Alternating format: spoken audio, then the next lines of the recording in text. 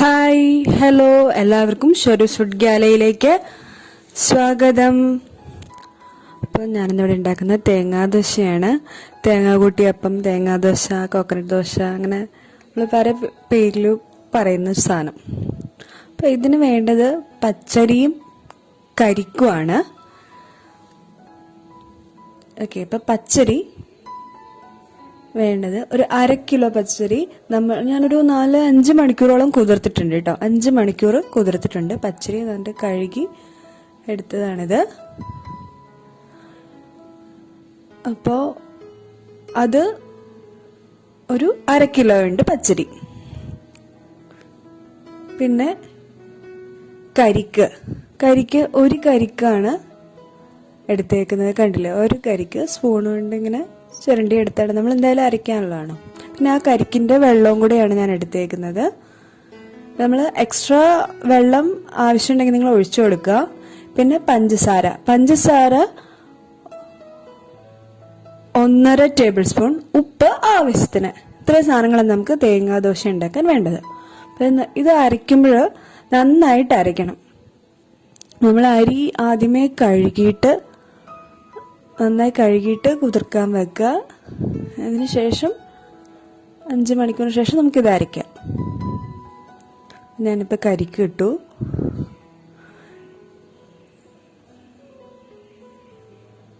വെള്ളം തേങ്ങാ വെള്ളം ഉണ്ട്, കരിക്കിൻ്റെ ആ വെള്ളം ഉണ്ടല്ലോ അത് ഒഴിച്ച് ഇത് നന്നായിട്ട് അരയ്ക്കുക. ഒന്ന് അരിഞ്ഞു കഴിയുമ്പോൾ നമുക്ക് ഉപ്പും പഞ്ചസാരയും ചേർത്ത് കൊടുക്കാം. ഇത് അരച്ച് കഴിഞ്ഞിട്ട് ഒരു 10 മിനിറ്റ് വെച്ച ശേഷം നമുക്കിത് ഉണ്ടാക്കാം. പഞ്ചസാര ഇട്ടു. അതിനുശേഷം ഉപ്പ്,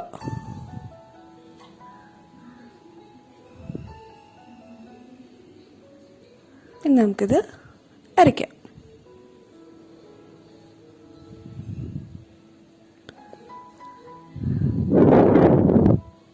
നന്നായിട്ട് അരയണം കേട്ടോ, ഒരു തരി പോലും ഇല്ലാണ്ട് നന്നായിട്ട് നമുക്ക് ഇത് അരച്ചെടുക്കണം.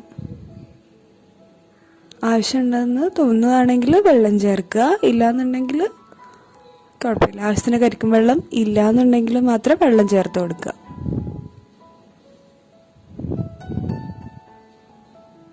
സാധാരണ നമ്മൾ ദോശ ഉണ്ടാക്കില്ലേ, അതിനേക്കാളും കുറച്ചുകൂടെ ഒരു വെള്ളം ചേർക്കണം.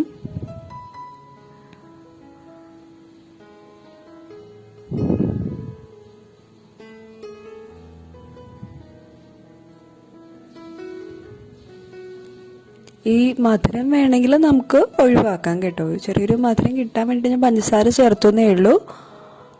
അല്ലാണ്ട് നോക്കുകയാണെങ്കിൽ നല്ല ഹെൽത്തിയാണിത്.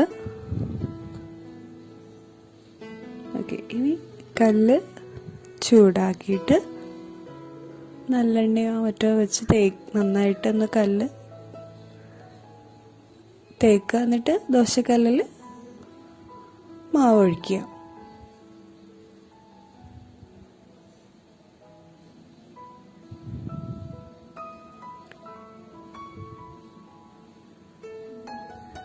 ഇത് നമുക്ക് കട്ടി കുറച്ച് ഉണ്ടാക്കാം കേട്ടോ, ഒരുപാട് കട്ടി വേണമെന്നില്ല ഇതിന്.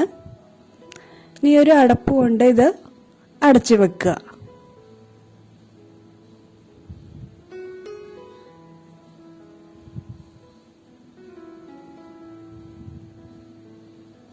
അതിന് മുകൾ ഭാഗം കൂടെ വെന്തൊന്ന് അരപ്പ് വരുത്തുമ്പോൾ നമുക്ക് ഇതിടാം. വേണമെങ്കിൽ ഒന്ന് തിരിച്ചിടാം, തിരിച്ചിടണമെന്നില്ല, ഞാൻ ജസ്റ്റ് കാണിച്ചു തരുന്നേ ഉള്ളൂ.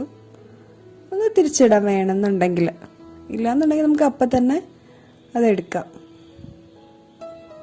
വേണ്ടോ,